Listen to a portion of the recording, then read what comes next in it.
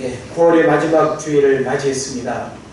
늘 우리가 매월 마지막 주일을 맞이할 때마다 참 한 달 한 달이 빠르게 지나감을 우리가 느끼게 되는데, 벌써 이렇게 또 9월을 이렇게 보내면서 10월을 맞이하게 되는 또 이런 시간이 되었는데, 우리가 지나온 시간을 이렇게 생각해 보면 참 코로나 상황은 이렇게 끝을 모르고 점점 이렇게 확산되어지는데, 이런 시대 환경 속에서 우리와 함께 하신 하나님을 찬양하고, 또 하나님께서 변함없이 구원받은 자의 삶을 구별되게 하시고 예배하는 또 여러분의 삶에 더 큰 은혜와 축복이 임하기를 바랍니다.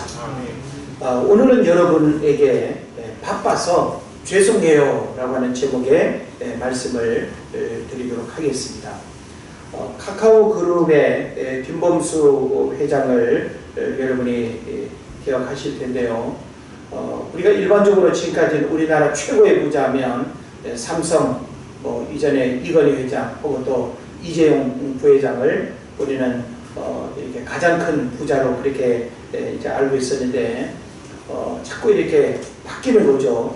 부자의 자리가. 그래서 이 카카오 그룹의 김범수 회장이 최근에는 이재용 회장을 이렇게 넘어서는 그런 부자로 등극을 했습니다. 그래서 우리나라 최고의 부자인 이 김범수 회장을 오늘 잠시 우리가 그 이름을 생각해 봤으면 좋겠습니다. 우리는 부자하면 부모로부터 혹은 선대로부터 물려받은 그런 어떤 자산가를 부자로 우리가 이해하기가 쉽습니다. 그런데 김범수 회장은 대표적인 흑수저의 그런 성공 스토리를 가지고 있습니다. 전남 담양에서 태어났고, 가족이 오직 살기 위해서 서울에 올라왔고, 달동네에서 한방에 8명의 식구가 부대끼며 지독한 가난과 함께 했던 인생 이야기를 가진 사람입니다. 그래서 아버지도 막노동을 하고 목수일을 하고, 그야말로 오늘 우리 흔하게 이렇게 볼 수 있는 그런 밑바닥 인생의 그런 삶을 살았던 이제 가정이었지만, 이 김범수 회장이 열심히 독하게 이렇게 공부해서 서울대 산업공학과를 진학하게 됩니다. 그래서 그 전공을 살려서 이후에 PC방을 운영하기도 하고, 그러면서 이제 결국은 이런 그 사업가로 변신하면서 오늘날 우리나라를 대표하는 최고의 부자가 되었다라고 하는 이야기입니다. 우리는 결과적으로 누가 부자가 됐다라고 하면 그 부자 이야기만 그냥 우리가 부러워하고, 왜 그 사람이 부자가 됐는가에 대한 생각은 잘 못해요. 그래서 우리가 부자 되지 못하는 그 이유가 뭔가 하면 결과만을 우리가 부러워하기 때문에 문제가 되는 것이죠. 누가 아름답다고 하면 왜 저 사람은 아름다운가? 그 아름다움을 위해서 무엇을 먹고 어떻게 가꿨는가? 그건 우리가 생각하지 않고 그냥 아름다운 결과만 우리가 부러워하면 절대 아름다워질 수 없는 것과 마찬가지일 겁니다. 자, 김범수 회장에 대한 유튜브 여러 어떤 영상들이 있는데, 그걸 제가 이렇게 보면서 한 가지 이제 깨닫게 된 거죠. 오늘의 나를 있게 한 말이 있다는 겁니다. 오늘 나를 한국 최고의 부자가 되게 하고, 이런 가난과 그리고 또 어려운 어떤 환경 속에서 나를 이런 사람으로 만들게 한 그런 이제 메시지가 있는데, 그 메시지가 뭔가 하면 미국에서 그가 이렇게 머물 때 그 아이폰의 도전과 혁신 정신의 모토이기도 한 그 메시지를 들으면서 자기 삶에 굉장히 중요한 전환점의 메시지로 그가 이제 깨닫게 된 거예요. 그게 뭔가 하면 배는 항구에 정박할 때 가장 안전하다. 하지만 그것이 배의 존재 이유가 아니다라고 하는 요 한 줄의 메시지였습니다. 자, 우리가 생각할 때 배가 항구에 정박해 있는 모습은 하나의 아주 평온한 풍경처럼 되게 아주 아름다워 보일 수 있습니다. 그런데 배의 진정한 목적은 뭘까요? 먼 바다에 나갈 생각은 안 하고 항구에 정박해 가지고 묶여 가지고 가만히 이렇게 머물리는 그 배가 아름답다고 여러분 생각할 수 있을까요? 물론 태풍이나 어떤 기상의 어떤 악화로 인해서 잠시 이렇게 머물 수는 있지만 배의 존재의 이유와 목적은 정박함에 있지 않다라고 하는 것이죠. 그래서 먼 바다에 나가서 고기를 잡든지 무역을 하든지 거친 파도를 헤치면서 바다에 나가 있는 그 배가 아름다움이고 배의 목적이 되는 것입니다. 그래서 이 김범수 회장이 이 말에 큰 도전을 받았고 그의 삶에 머물러 있는 삶이 아니고 안주하는 삶이 아니고 정박해 있는 인생이 아니라 끊임없이 내가 할 수 있는 열정과 어떤 도전 정신을 가지고 어떤 현실의 장애와 어려움을 부딪히고 그것을 이겨내는 힘, 이걸 이제 그가 키워냈다라고 하는 것입니다. 자, 그런 면에서 저는 이 메시지가 우리에게 주는 의미가 여러 가지 있다고 저는 생각을 해보는데, 한 가지는 뭔가 하면 현실적 편안함에 안주하면 안 된다는 거예요. 우리는 건강이든지 혹은 또 의식주에 먹고 사는 일에 문제가 없다든지 혹은 이만하면 됐어라고 하는 그 문제 앞에서 더 이상의 어떤 변화를 위한 시도를 하지 않고 현실적 편안함에 안주하게 되면 그 사람에게서 더 이상 성장과 변화의 기대는 우리가 할 수가 없는 것입니다. 그래서 저는 여러분이 끊임없이 하나님이 우리에게 주신 그 믿음과 열정을 가지고 현실에 만족하거나 안주하는 것이 아니라 새로운 변화를 위해서 여러분이 도전하는 마음을 가질 때 이게 바로 우리가 더 큰 어떤 축복을 경험할 수 있는 비결이 된다라고 하는 것입니다. 그리고 또 한 가지는 뭔가 하면 본질을 잃어버리면 안 된다라고 하는 것을 우리는 이 김범수 회장의 도전적 메시지를 통해서 깨달아야 됩니다. 자, 본질을 잃어버리면 안 된다라고 하는 것은 뭘까요? 배의 존재의 이유는 정박함에 있지 않다라고 하는 거 여러분 이해하시죠? 자, 구원받은 하나님의 성도들은 하나님이 우리를 구원하실 이유와 목적이 있어요. 본질적인 구원의 목적이 있죠. 자, 하나님이 이 땅에 수많은 교회들을 세우고 원정동 207번지의 은혜제일교회를 세웠다라고 하는 것은 하나님이 우리 교회를 향하신 본질적 의미가 있다라고 하는 사실을 알아야 됩니다. 세상에 존재하는 모든 것은 본질적 의미가 있다라고 하는 것을 결코 잃어버리면 안 돼요. 엄마는 엄마로서, 어른은 어른으로서, 공부하는 학생은 학생으로서 그 본질적인 역할이 분명하지 않겠습니까? 그 본질을 망각하고 본질로부터 벗어나게 될 때 사람은 탈선하게 되고 여러 가지 방탕과 그리고 무질서와 그리고 여러 가지 불행한 삶을 살아가게 되는 것입니다. 또 저는 여러분에게 이 한 줄의 메시지가 우리에게 어떤 의미를 주는가 하면 새로운 것을 바라보고 도전하는 열정이 있어야 된다는 거예요. 새로운 것을 바라보고.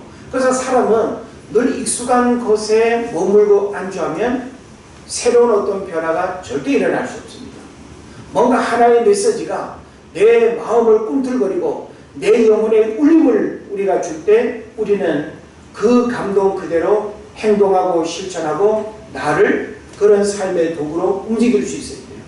하나님은 여러분의 학력과 혹은 유전적 어떤 혈통과 세상의 어떤 지식 그걸 가지고 여러분을 하나님이 활용하시는 분이 아니에요. 하나님은 여러분 안에 잠자는 거인을 깨우고 여러분 내면에 열정을 불러일으켜서 일하시는 분이에요. 그래서 우리는 무엇을 가졌다, 무엇을 배웠다, 못 배웠다 이게 문제가 아니라 우리 내면에 보이지 않는 나를 움직이게 하는 그 힘이 있는가 없는가 이게 사실은 중요한 거예요. 그래서 새로운 것을 바라보고 도전하는 열정이 있어야 된다. 만약에 멋지게 만들어진 그 배 한 척이 바다에 나가는 것을 두려워하고 바다에 나가서 겪게 될 어떤 파도와의 싸움이라든지 여러 가지 위험한 상황이 얼마든지 있을 수 있겠죠. 그걸 두려워하고 머물러 있다고 한다면 그 배는 가치를 잃어버려요. 그럴 것 같으면 그냥 모형, 조형물 그냥 정박해서 그냥 갖다 놓으면 되지. 그 바다로 나갈 수 있는 그 모든 기능을 다 갖추고 그 정박해 있다라고 하는 것은 얼마나 손실이겠습니까? 그리고 또 한 가지 우리가 생각해야 될 건 뭔가 하면 고난을 두려워하지 말고 더 큰 축복을 바라보아야 한다라고 하는 거예요. 고난을 두려워하지 말고 더 큰 축복을 바라봐야 된다. 이건 바로 뭔가 하면 우리가 현실에 안주해서는 안 된다라고 하는 의미, 그리고 고난을 두려워해서는 안 된다라고 하는 거죠. 그래서 고난은 영광과 비교할 수 없다고 했죠. 영광과 고난은 쌍둥이라고 우리가 이해하고 있습니다. 그러므로 우리는 현실에 어떤 고난이 찾아온다고 해가지고 그 고난을 회피하고 고난을 두려워하게 되면 그 고난을 극복함으로 인해서 우리가 겪게 될 그 소중한 축복은 결코 우리가 맛볼 수가 없는 것입니다. 자, 그런 면에서 우리는 끊임없는 도전과 선택의 삶이 우리 삶에 주어진다라고 이렇게 말할 수 있습니다. 자, 그래서 우리는 우리 삶에 주어지는 다양한 선택의 기회와 상황들을 어떻게 받아들이고, 그리고 어떻게 우리가 지혜로운 판단을 할 것인가 라고 하는 생각을 우리가 할 수 있어야 됩니다. 자, 우리가 살아가면서 우리에게 주어지는 다양한 어떤 선택의 기회들, 어떤 게 있을까요? 땅과 하늘에 대한 선택의 기회가 주어집니다. 자, 땅의 일들과 하늘의 일들에 대한 선택이 주어진다. 여러분은 무엇을 선택하시겠어요? 또 현실과 내세라고 하는 선택이 우리에게 주어지기도 합니다. 현실이라고 하는 것은 우리가 지금 이렇게 평범하게 먹고 살아가는 모든 일이 현실이죠. 내세라고 하는 것은 죽음 너머의 일들입니다. 자, 그렇다고 하면 우리는 눈에 보이는 것이 전부이기 때문에 내세에 대해서 무관심하고 내세에 대한 준비들이 없다. 과연 올바른 선택일까? 우리가 생각을 해봐야 될 것입니다. 또 유한과 무한이라고 하는 선택도 우리에게는 중요한 부분입니다. 자, 유한과 무한은 우리가 동시에 부여잡을 수 있는 것은 분명히 아닙니다. 그래서 우리는 유한한 시간 속에 우리가 살아가고 있지만 그 무한이 가지고 있는 그 가치를 우리가 깨닫는다고 한다면 유한에 우리가 마음 뺏기는 문제들을 얼마든지 우리가 극복할 수 있다라고 하는 것입니다. 그리고 지금과 영원이라고 하는 문제가 또 우리 앞에 늘 선택의 문제로 다가옵니다. 자, 지금이라고 하는 시간 속에 내게 주어지는 수많은 선택의 기회들, 그리고 영원한 것을 우리가 바라보면서 선택해야 되는 그런 문제들이 우리에게 있기도 한 것입니다. 자, 그런 면에서 저는 우리도 이 땅을 살아가면서 이런 선택의 기회들이 주어지지만 이스라엘 백성들에게 있어서도 이런 어떤 선택의 상황들이 대단히 중요한 문제로 다가왔다라고 하는 사실을 우리가 같이 이해를 했으면 좋겠습니다. 자, 이스라엘 백성들에게 있어서는 어떤 선택의 기회들이 주어졌을까요? 그들이 선택받은 민족으로서 살아가는 이스라엘을 그들이 선택할 것인가? 아니면 애국이라고 하는 힘들고 어려운 고난의 시간이 찾아올 때마다 애국으로 내려가는 그걸 선택할 것인가? 이건 그들에게 있어서 굉장히 중요한 결과를 가져오는 문제였습니다. 그래서 우리가 성경을 보게 되면 이스라엘 백성들로 하여금 하나님이 애국으로 내려가지 말아라 라고 이렇게 말씀하고 있거든요. 그러니까 애국으로 내려간다는 말은 영적인 의미로 세상에 빠지지 말아라, 세상에 물들지 말아라, 세속적인 것들에 마음 뺏기지 말아라, 이게 바로 애국에 내려가지 말라는 거예요. 그런데 선민 이스라엘 백성들이 그들의 하나님의 도우심, 하나님의 공급하심으로 살아가는 것과 애국으로 내려가서 인간적인 어떤 방법으로 문제를 해결하는 것은 굉장히 중요한 선택의 결과가 주어지는 겁니다. 자, 그리고 또 이스라엘 백성들에게 있어서 그 고센 땅과 가나안 땅의 선택은 대단히 중요한 문제였죠. 그래서 가나안 땅, 야곱의 70명의 가족들이 기근 가운데서 먹고 살던 그 삶의 자리입니다. 그런데 이 고센 땅은 하나님의 자궁이라는 별명이 붙기도 하는데, 바로 이 고센 땅은 이 요셉으로 말미암아 그 부모와 형제와 일가 친척들이 기근을 피해서 잠시 내려와서 거주할 수 있는 그런 삶의 자리였습니다.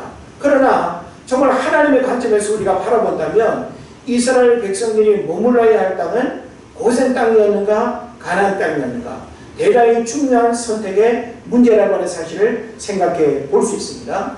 그리고 또 한 가지는 홍해와 요단강의 선택입니다. 자, 홍해는 뭘 의미할까요? 홍해를 선택한다는 것은 광야로 나가는 관문이고 대단히 중요한 출발이죠. 또 요단강을 선택한다는 것은 요단강을 건너서 약속의 땅, 젖과 꿀이 흐르는 약속의 땅 가나안으로 들어가는 대단히 중요한 관문이 되는 거예요.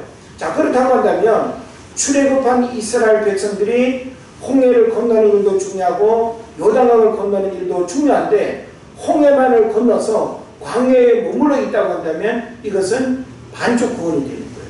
그죠? 하나님이 출애굽의 역사를 이렇게 주도적으로 인도하셨는데 그들이 홍해만을 선택하고 요단강을 건너는 그 선택을 피한다고 한다면 그들은 진정한 약속의 그 땅의 축복을 누릴 수 없는 그런 문제가 된다라고 하는 사실을 우리가 생각해 볼 수 있는 것입니다. 자, 이런 이제 내용들을 우리가 통해서 참 중요한 어떤 인생의 가르침들을 우리가 이제 배워야 되는데 제가 어느 책을 보니까 이런 메시지가 있어요. 인생은 속도보다 방향이 중요하다는 거죠. 우리 인생은 속도보다 방향이 중요하다. 그런데 오늘날 많은 사람들은 사실 방향보다 속도를 중요하게 여기는 경우들이 굉장히 많죠. 그죠? 그래서 속도를 중요하다 보니까 빨리 먹고 빨리 커야 되고 빨리 입학하고 빨리 졸업하고 빨리 시집장가 가고 빨리 돈 벌고 그리고 빨리 늙고 빨리 죽고 이거는 별로 원하지 않으시나요? 예? 오늘 많은 사람들이 빨리 무언가가 이루어지기를 원하는 그런 시대 환경 속에 살아가고 있어요. 예? 돈도 빨리 벌고 먹는 것도 빨리 먹고 예? 노는 것도 빨리 놀고 뭐든지 빨리 예? 그런데 인생은 속도보다 방향이 중요하다. 아무리 우리가 빨리 어딘가를 달려가는데 목적이 틀렸어. 그러면 빨리 달려간 그것은 의미가 없는 거예요. 그러니까 우리가 방향과 목적이라고 하는 그걸 우리가 분명히 인식하고 가는 것이 대단히 중요한 것입니다. 그리고 바쁨보다 느림이 중요하고 눈앞의 것보다 보이지 않지만 시선 너머에 더 중요한 것이 있다는 것을 깨닫는 사람이 현명한 사람입니다. 그런 면에서 저는 참 우리가 바쁘고 빨리빨리라고 하는 이 문화 속에 우리가 살아가고 있지만 우리는 느림의 미학이라고 하는, 그래서 요즘 이렇게 책도 보면 느림에 대한 메시지를 담은 책들이 많아요. 제가 요즘 읽고 있는 책 가운데도 슬로우 영성이라고 하는 책이 있어요. 예? 이 슬로우 영성이라고 하는 책을 보면 우리가 너무 숨가쁘게 살아가는 일상이 되어버린 이것이 우리의 영성을 무디게 하고 우리의 영성을 무감각하게 만든다는 거예요. 예? 그런 면에서 우리가 이 영성에 관한 어떤 문제뿐만 아니라 느림이 우리에게 주는 행복함이 굉장히 많습니다. 빨리 우리가 차를 타고 휙 지나가면 뭔가 볼 수 있고 느낄 수 있는 것도 다 그냥 지나가 버려요. 그런데 우리가 5분, 10분 자동차로 갈 수 있는 길을 20분, 30분 우리가 걸어서 가게 되면 오감으로 전해지는 수많은 삶의 메시지들이 굉장히 풍성해지는 겁니다. 우리가 등산을 하고 여행을 하고 산책을 해봐도 제가 시골길을 이렇게 오랜만에 내려가서 이렇게 걸어봐도 자동차로 휙 지나갈 때는 그냥 좋네, 그냥 큰 그림의 이미지만 우리가 갖게 되는 거예요. 그런데 실제 내려서 걸어보고 발을 땅에 디뎌보고 꽃단 송이를 우리가 만져보고 풀잎 하나를 우리가 냄새 맡아보고 벌써 느껴지는 게 다른 그런 걸 이제 우리가 이해하게 되는 것이죠. 자, 그래서 이 바쁘다라고 하는 이 바쁜 삶은 목적과 방향을 잃어버릴 수 있다는 사실을 여러분 깨달아야 돼요. 자, 오늘 사람들이 어쩔 수 없이 바쁘게 살아간다고 말할지는 모르겠습니다만은 우리는 아무리 바쁜 시대 환경 속에 살아간다 할지라도 끊임없이 우리가 좀 거부해야 될 게 뭔가 하면 그럴수록 우리는 더 여유 있게, 그럴수록 우리는 좀 더 느리게, 그래서 내가 놓쳐버리고 잃어버릴 수 있는 가장 소중한 것을 빼앗길 수 있는 것들을 여러분이 잃어버리지 않도록 해야 된다라고 하는 사실입니다. 예? 디지털 시대가 되다 보니까 디지털 시대는 뭐예요? 버튼 하나로 모든 것들이 빠르게 작동해요. 그죠? 그런데 아날로그는 어때요? 느리게 돌아가는 거예요. 예? 느리게. 그래서 우리는 이 느림의 미학을 즐길 줄 알아야 돼요. 느림을 통해서 우리가 얻을 수 있는 더 소중한 가치를 여러분이 발견해야 된다라고 하는 것입니다. 그리고 바쁜 삶은 후회와 손해와 아픔을 경험하게 된다라고 하는 것을 여러분 깨달았으면 좋겠어요. 아마 이 바쁘다는 말을 입에 달고 다니는 사람은 굉장히 소중한 것을 놓쳐버리고 사는 사람이라고 저는 확신합니다. 아무리 내가 매일매일 처리하고 해야 할 일이 많다 하더라도 그 모든 어떤 삶의 일들을 여유있게, 그리고 좀 이렇게 릴렉스하게 그렇게 우리가 살아가야 되는데, 너무 그냥 시간에 쫓기고 삶에 여유가 없다 보면 우리가 정작 해야 될 일마저 이렇게 지나쳐버리고 어떤 타이밍을 우리가 잃어버리게 되면 했어야 됐는데, 빠뜨렸구나, 놓쳤구나, 인사 한마디 했어야 됐는데, 뭐든지 타이밍이 중요해요. 타이밍을 놓쳐버리면 여러 가지 손해와 아픔을 우리가 겪게 되는 것입니다. 또 바쁜 삶은 삶의 무질서와 혼돈을 가져오고 가장 소중한 것을 잃어버린다라고 하는 것을 우리가 생각하게 되는 것입니다. 그런 면에서 우리는 우리의 신앙을 들여다보면서 내가 이 바쁘다라고 하는 문제 때문에 정말 내 관심사가 어디에 가 있는지, 내가 무엇을 지금 잃어버리고 살아가는지, 우리의 신앙의 온매무새를 다시금 가다듬고 이 바쁨을 통해서 잃어버린 우리 어떤 신앙의 열정과 또 부르심의 사명들을 다시금 하나님 앞에 부여잡는 그런 시간 되기를 축복합니다. 자, 오늘 성경 말씀을 우리가 좀 주목을 해보면요, 하나님은 이 땅을 살아가는 인생들을 위하여 하늘 위에 큰 잔치를 준비해 놓고 기다리고 계십니다. 잔치에 초대받은 사람들이 바로 저와 여러분이 되는 것이죠. 그래서 잔치집에 가는 길은 즐거움과 행복함을 주는 것입니다. 그래서 요즘은 결혼식장에서 모든 잔치가 이렇게 이루어지기 때문에 참 이 결혼 풍경이 단조롭고 거의 뻔하지 않습니까? 옛날 시골에서는 언제 어느 날 누구 집에도 잔치가 있다 그러면 참 기다려져요.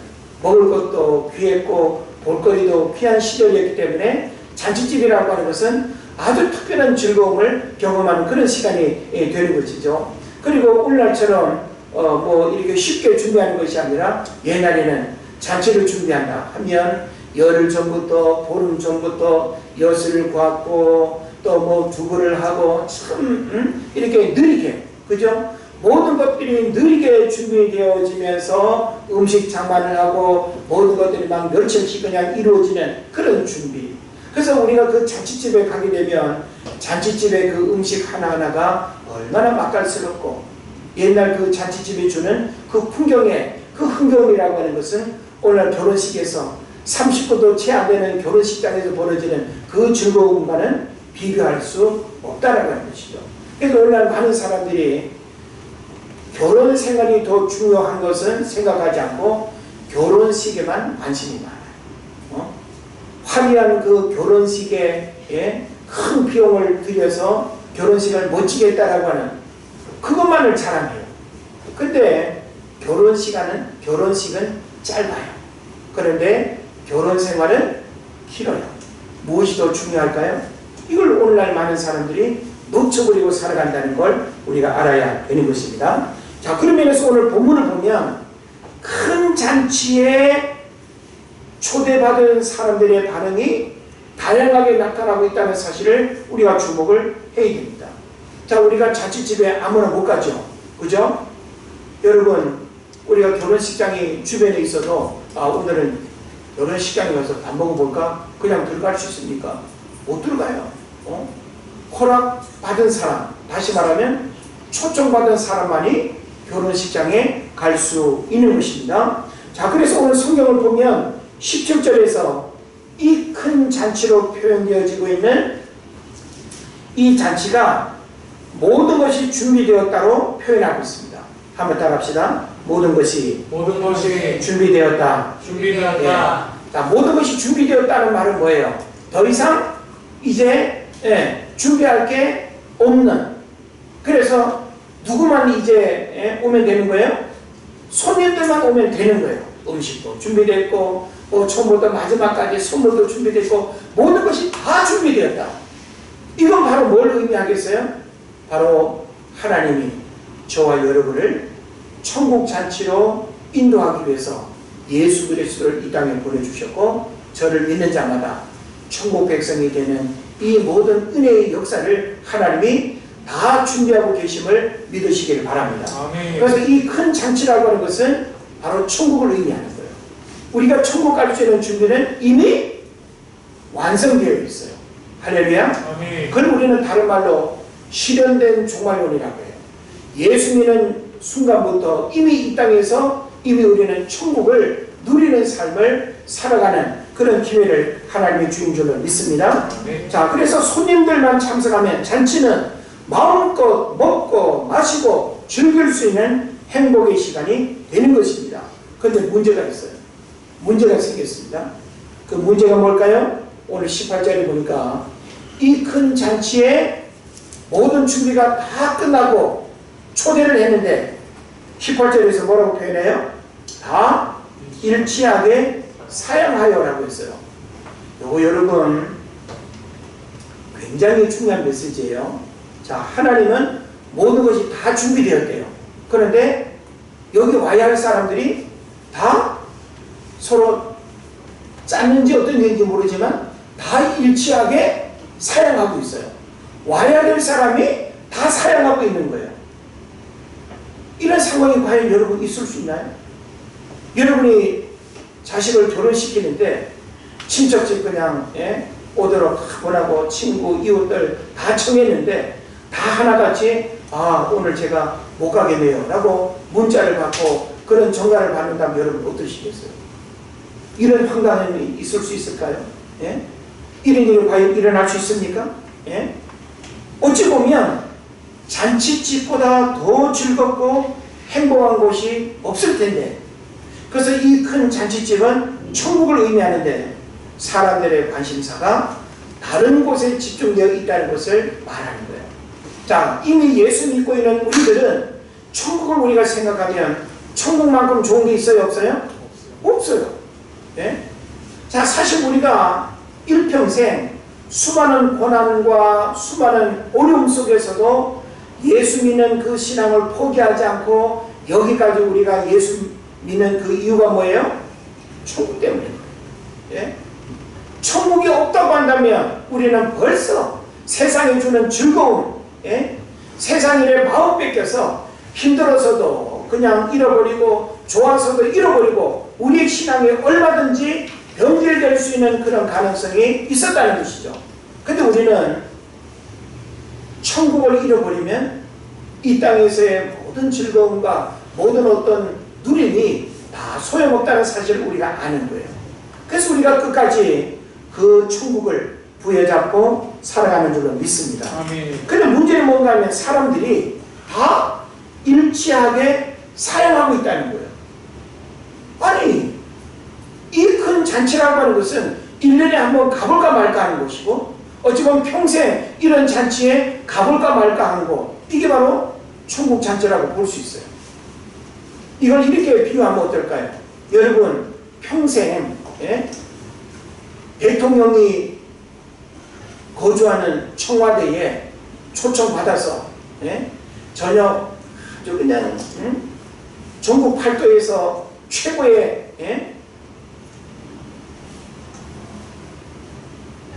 음식을 준비해서 대통령과 마주하는 그 식사를 여러분이 할 수 있는 기회가 주어진다고 한다면 어떠시겠어요? 만사를 제쳐놓고 가지 않겠어요? 왜 그럴까요? 내 평생에 한 번 있을까 말까 한 일이기 때문에 그 그런 기회가 주어진다면 만사를 제쳐놓고 갈 거예요. 실제 대통령을 만나기 위해서 청와대에 이렇게 가게 되는 절차가 굉장히 복잡하다고요. 신원조회까지 하고, 예? 예행 연습까지 하고, 예? 어떤 말을 해야 되고 어떤 말을 하면 안 되고 그런 준비들까지 다 하고 들어간다고 이야기하거든요. 쉽지 않습니다. 그런데 천국은 하나님이 다 준비해 놓고 가게만 하면 되고, 예? 참석만 하면 되는데 오늘 성경에 보니까 다 일치하게 사용하고 있다라고 하는 것은 우리에게 굉장히 중요한 메시지를 주고 있는 거예요. 18절에 보니까 한 사람은 나는 밭을 샀음에 나가보아야 하겠으니 나를 양해하라라고 합니다. 자, 밭을 샀는데 지금 자취집에 못 갈 이유가 뭐죠? 여러분이 지금 밭을 샀습니다. 근데 자취집에 갔다 오면 밭이 없어지나요? 밭이 썩어요? 뭔 문제가 생기죠? 이거 바로 뭘 의미하겠습니까? 관심사에 대한 문제. 관심사. 또 19절에 보면 한 사람은 뭐라고 또 말하죠? 나는 소 5겨리를 샀음에 시험하러 가니 나를 양해하라고 합니다. 자, 소 5겨리는 몇 마리일까요? 기온이? 응? 5마리? 네. 여기서 소 5겨리라고 하는 말은 10마리를 말해요. 한 겨리는 2마리야. 그러니까 5겨리니까 10마리가 되겠죠. 그죠? 그러니까 옛날에는 소를 한 마리를 이렇게 쟁기질 했는데 어떨 때는 2마리를 같이 쟁기질 하는 경우들이 있어요. 그럼 2마리가 같이 쟁기질 하려면 어떻게 될까요? 호흡이 맞아야 되겠죠.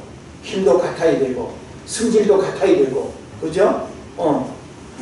그런데 서로 다른 2마리를 잘 훈련시키려면 분명히 훈련이 필요하겠죠. 연습이 필요하겠죠.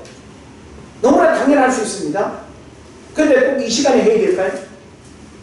소 5마리 5겨리를 샀는데 시험하러 가야 된다. 이 시간에 해야 될까요? 자, 20절은 또 뭡니까? 한 사람은 나는 장가 들었으니 가지 못하겠다. 그렇게 말합니다.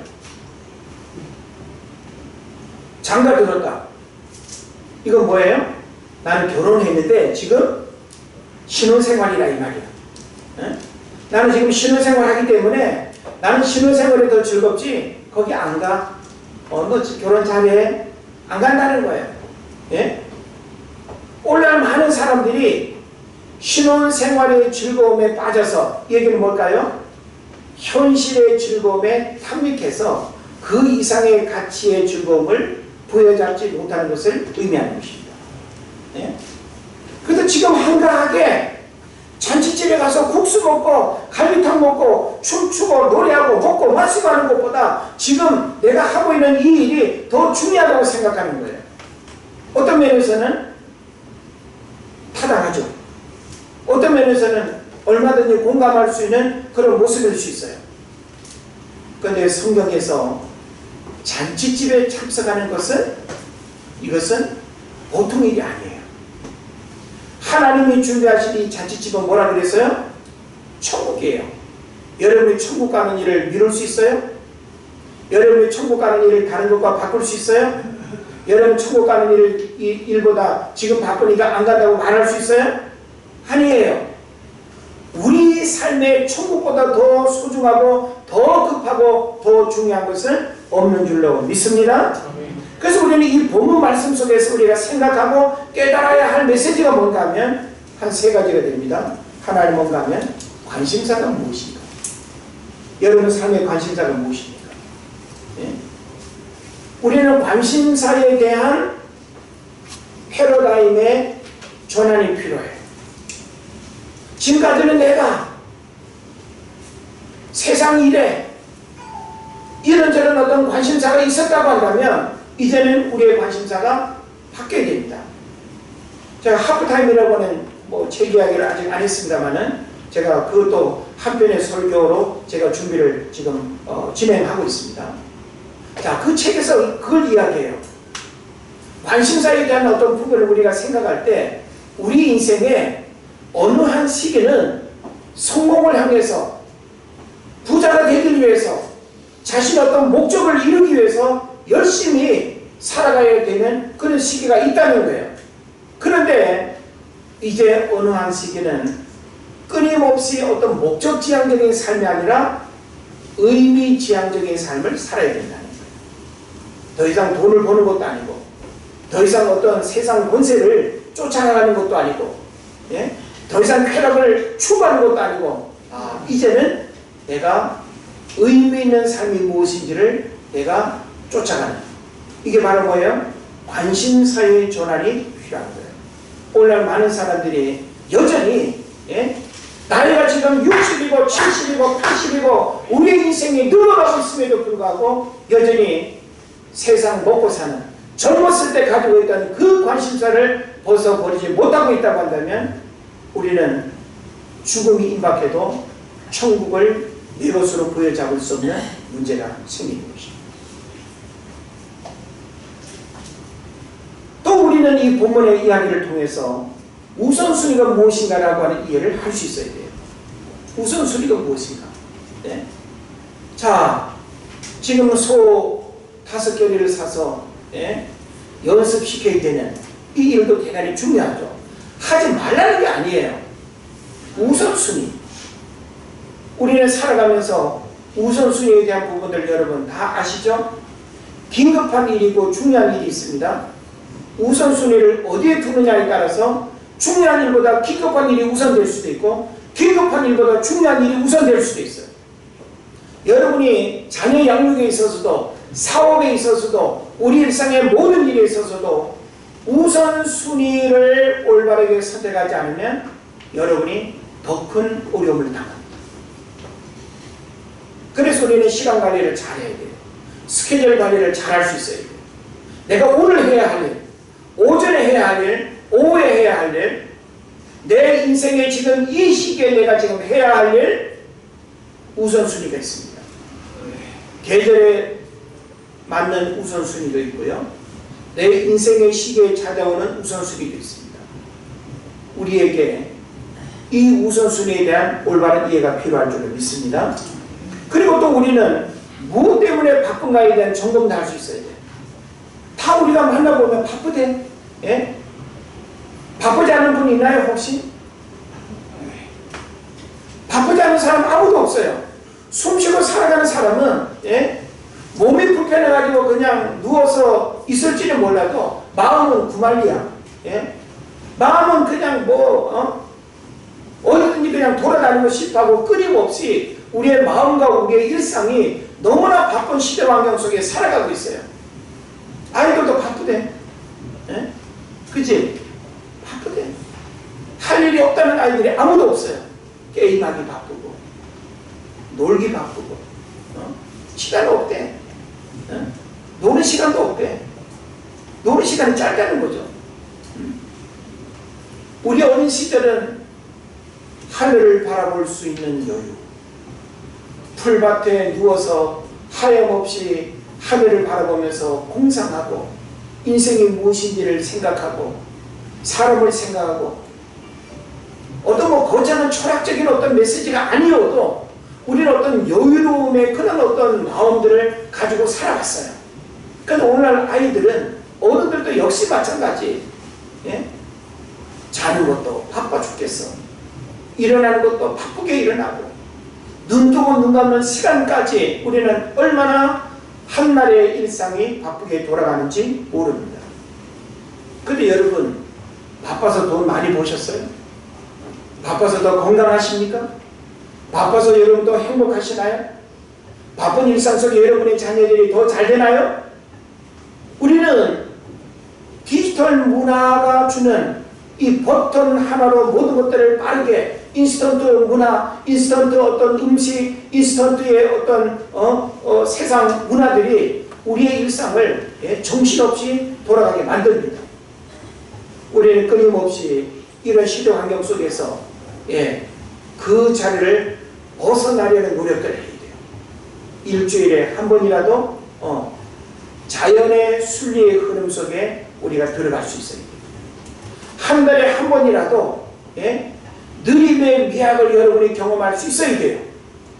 슬로우 영성이라고 하는 그 책을 보면 이 숨가쁘게 살아가는 우리 일상이 영성을 무디게 하고 영성을 무감각하게 한다는 거예요. 그래서 슬로우 영성, 우리의 영성도 느림을 통해서 더 깊은 하나님의 임재를 경험하게 된다는 거예요. 바쁘게 기도하고 바쁘게 예배하고 거기에서 무슨 하나님의 거룩한 임재가 경험되어집니까? 교회 왔다 가는 것도 바빠 죽겠는데 거기에서 하나님과의 교제와 만남이 이루어질 수 있습니까? 이게 바로 오늘 우리가 살아가는 심각한 문제가 되는 것입니다. 저는 이런 바쁜 현대인의 삶을 들여다보면서 예수님을 생각해 봤어요. 여러분, 예수님은 어떠셨을 것 같아요? 여러분, 예수님을 생각하면 예수님은 막 바쁘게 막 그냥 움직이고 바쁘게 막 살아가는 그런 이미지가 느껴지시나요? 우리는 예수님의 그 3년 공생의 사역을 살펴보면 그 누구보다 일이 많았고 바빠야 했고 매일 수많은 문제를 해결해야 하는 분이 예수님이었어요. 바쁜 일로 치면 오늘날 그 어떤 CEO와 비교할 수 없는 그런 바쁜 삶이 예수님에게 요구되셨어요. 맞죠? 그럼에도 불구하고 예수님의 모습 속에서 숨가쁜 호흡을 느낄 수 없고 바쁜 걸음이 연상되지 않고 분주함으로 인해 겪는 어려움의 모습들이 전혀 보이지 않습니다. 오늘 우리와 너무 대조적인 삶의 모습을 예수님에게서 보게 되는 것이죠. 우리는 무엇 때문에 바쁩니까? 무엇 때문에 분주합니까?